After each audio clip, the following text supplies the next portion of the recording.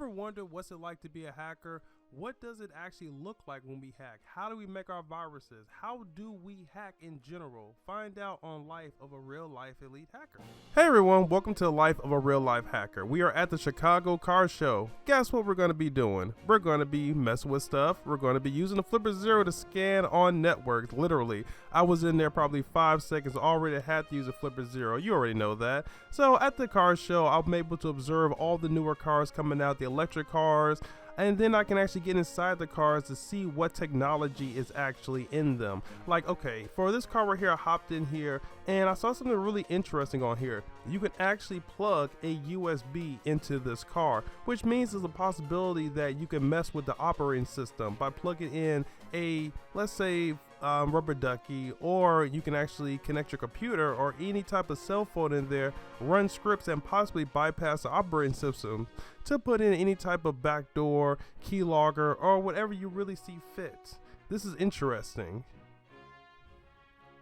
Now, of course, I wasn't there just to see what I could hack. I obviously love the cars. I mean, it looks sick. Check it out. These are actually the luxury cars, supercar gallery that's coming out in the Chicago Auto Show. $275,000. Wow.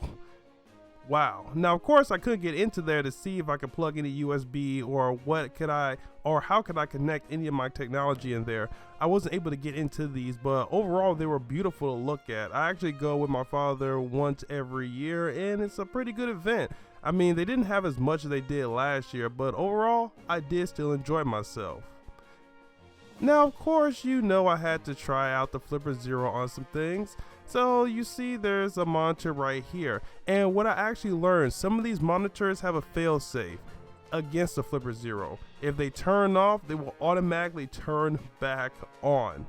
That's something else I learned. See, you have to understand, in environments like this, having a TV going down to limit advertisements can really hurt a company. So what they will do is, if the TV shuts down for any reason, as long as it has power, it will boot directly back up. And quite a few of these are actually just giant computers that look like monitors that, let's say, if it shuts down, it will automatically boot back up as well. So over here, we actually have one that's just a regular TV. This is not a computer. You see, I managed to actually turn it off for a little bit, but then it came right back on. Now, of course, I had to come back over and check out the Lamborghinis. Look at this.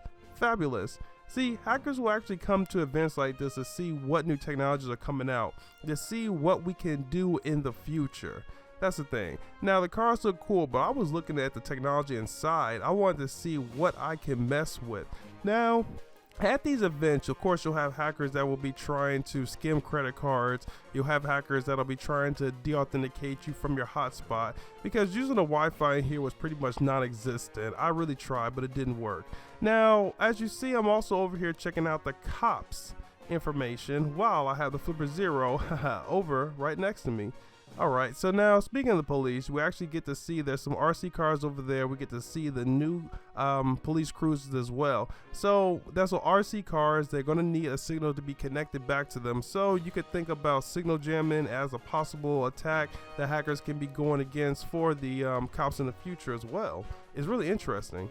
Alright, now let's get back over here, shall we? Ooh, look at that. Looks gorgeous. I literally love the supercars. I came here mostly for the supercars and the jets. The great thing about cars like this, when you see them at the auto show, you can check out the specs of the car online, what type of technology is in there, so you know what type of exploits you can run on these cars. Now remember, it was a time, it still is a time, to where over 100,000 cars are vulnerable to hacking attacks as we speak. Now, with these cars coming out, is a possibility that they can be added on the list. So hackers will make sure to come into shows like this of new technology in cars or just anything, just to see what is actually in there. What can we do? How can we exploit it? And these cars look gorgeous, I'm not gonna lie. Unfortunately, I wasn't able to get into a lot of these cars to really see the internals of it, but overall, I did enjoy myself. One of the best things I saw was this truck right here. So this truck has so much space in the back here that I can make this car a mobile hacking station. Problem is, on the sides of it though, it looks like there are some openings, which can of course be covered up.